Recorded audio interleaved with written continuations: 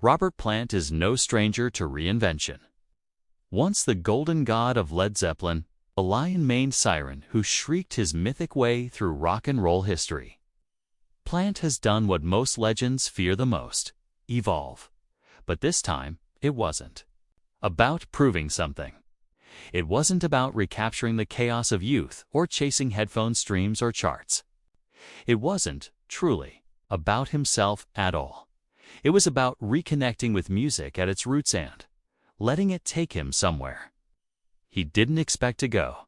And when his new group Saving Grace gathered to breathe new life into gospel Plough, something happened in that studio.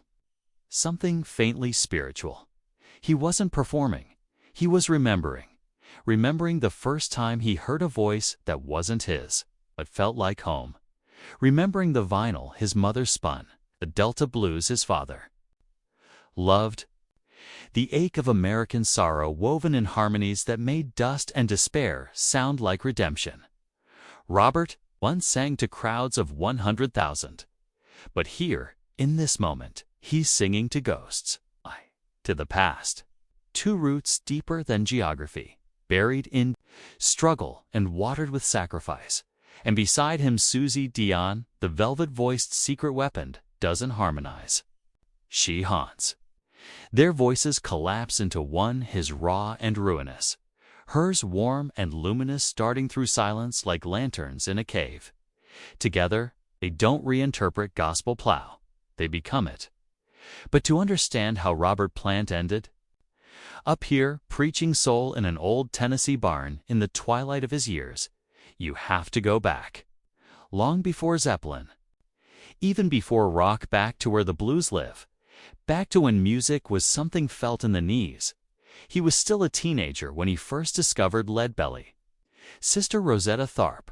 Odetten names almost forgotten by radio, but forever engraved in the grooves of American pain and perseverance. These weren't just artists. They were prophets. Their songs weren't polished, they were lived. And Plant, he listened like a disciple. Through crackling records and late-night broadcaster whispers, he absorbed it not as a sound, but a sermon, so it wasn't surprising.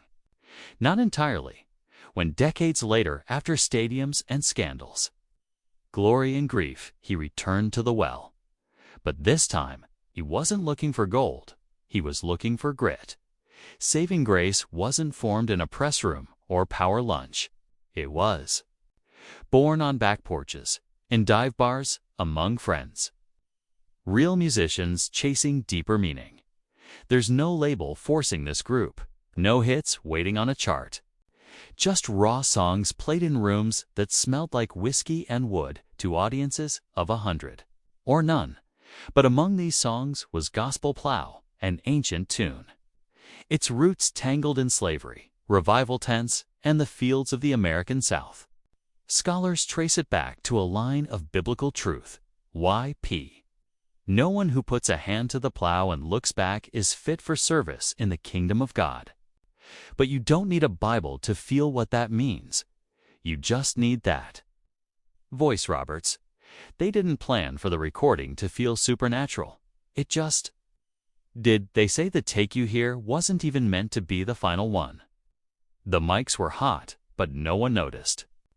The engineer had only meant to test the levels, but then the mood shifted and the band kept going. And Plant leaned in, almost whispered the opening line. There was a tremble to it. It's a kind of sacred exhaustion. Mary wore 3 links of chain. And, suddenly, the room didn't feel like a studio. It felt like a confession booth, like the past had stepped inside and said, "Go ahead. Tell it again, but this time, mean it. To hear it is to be taken over. To remember something you didn't even live, but felt anyway." Plant's voice today is not the firestorm of 1971. It is something better. It is aged wood, it is weathered. Skinned at as a man who's learned that loud isn't always powerful, and that, in the quiet, ... truth can actually scream.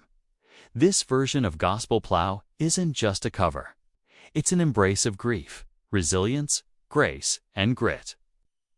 It's the sound of hearts breaking open, and for Robert Plant, it's also a reckoning, because the man who once sang of Mordor and Valhalla has now found peace in melodies born from cotton fields and church pews. He no longer runs from time. He sings into it. He says quietly, "I don't know what I'm chasing anymore. I think it's just connection, music that means something, songs that hold hands with memory, not just applause." And maybe that's the secret.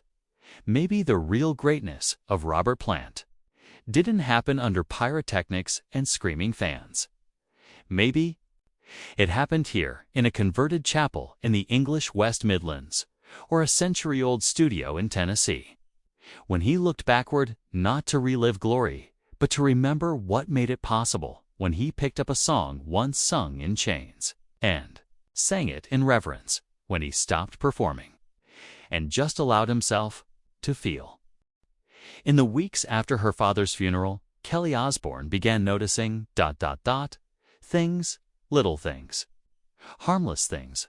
At first, a lamp flickering in her dressing room, always the same one. A familiar cologne scent in a room she hadn't walked into in days. The stereo turning on in the middle of the night, playing exactly what Ozzy used to hum in the kitchen. His music, but not his music, just pieces of it. Fragments, she told herself. It was coincidence. That grief makes you imagine what your heart aches for worth. But the moments kept piling up, and something inside her refused to dismiss them. Because when the hair stands up on your arms, when the room doesn't just feel empty, but occupied, ... when you feel watched and oddly comforted by it, you start to wonder, maybe the king of rock's mischief wasn't buried with him. Maybe ... He wasn't done one night.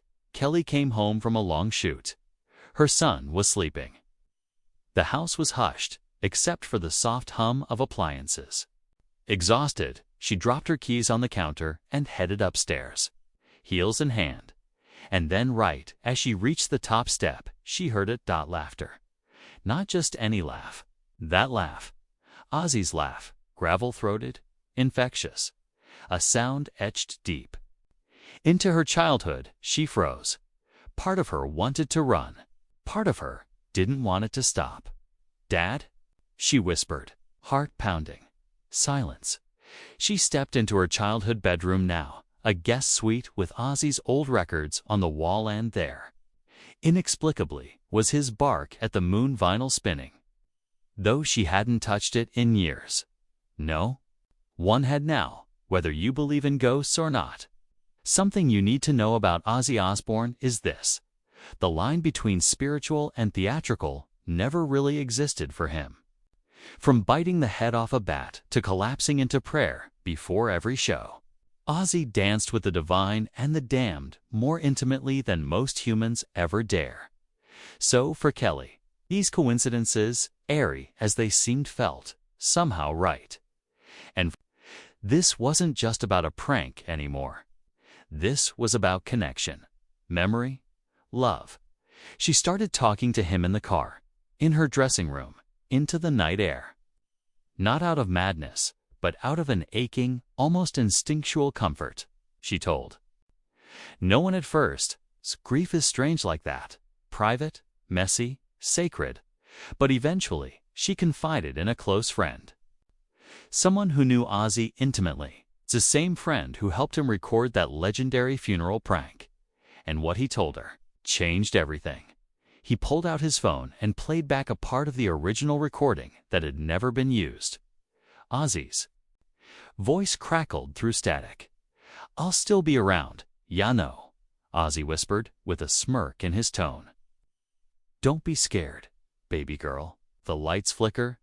If you hear my laugh, just know it's me, telling you I'm okay, that you were always my best song." Kelly broke down. Not from fear, from love. From the staggering truth that somehow, even in death, her father had found a way back to her. He had always said he never wanted to be remembered as a tragedy, only as a beautiful mess. A rebel, a fighter, a fool for love and rock and roll.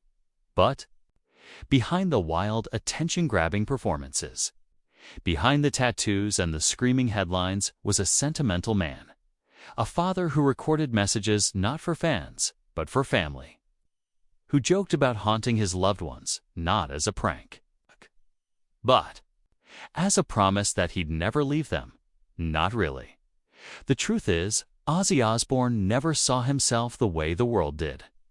He became a symbol, a devil, a genius, a punchline, but inside, he was a boy chasing something bigger than himself. He wanted connection. He wanted love. And he found both, but struggled to believe he deserved them. In Kelly, he'd found someone who saw through the myth, who loved the soul, not the show. And that love didn't die when he did. It learned how to listen in silence, in static, in flickering lights and spinning vinyl. In the months that followed, Kelly became more public about her grief. Not in a spotlight-seeking way, but to honor the rawness of it. She spoke at intimate panels about loss, reflecting on the surreal experience of living in the wake of a man who was never really quiet, even in death. She even said, once, in an interview with a UK radio host, half laughing, half choked up, he promised he'd haunt me. And, go figure, he kept that promise. Bloody typical.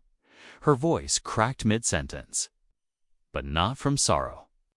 From gratitude, because once you've been loved, truly loved, by a man who the world tried to call a monster, but who turned out to be achingly human, the haunting becomes a shelter, not a burden. Ozzy didn't leave instructions for a statue or an award or a eulogy that compared him to Mozart. He left a laugh, and in doing so, gave his daughter something most of us never get, an ending that felt complete. No final performance, just a whispered echo of love, disguised as a joke. An eternal encore made from giggles and goosebumps. And so, when the wind brushes past her at sunset, Kelly doesn't shiver. She smiles, because maybe, just maybe, it's Dad, passing through, reminding her that even legends don't leave. Not really. They live in us. Through scratched-up records and inside jokes no one else understands. Through tattoos, through lullabies, through ridiculous voice recordings that send funeral guests into hysterics, through a lamp that won't stay on, through a laugh that never fit inside a coffin. This wasn't just a haunting, it was a love letter. From beyond the grave, a final mic drop from a man who reminded us all that there's no wrong way to say goodbye. Just as long as you say it with truth, chaos, and a little bit of cheeky magic. Rest in peace, Ozzy. Or don't. We kind of like it better this way. In loving memory of Ozzy Osbourne, 1948 to forever. For all the misfits, the misunderstood, and the beautifully haunted. This story is yours too.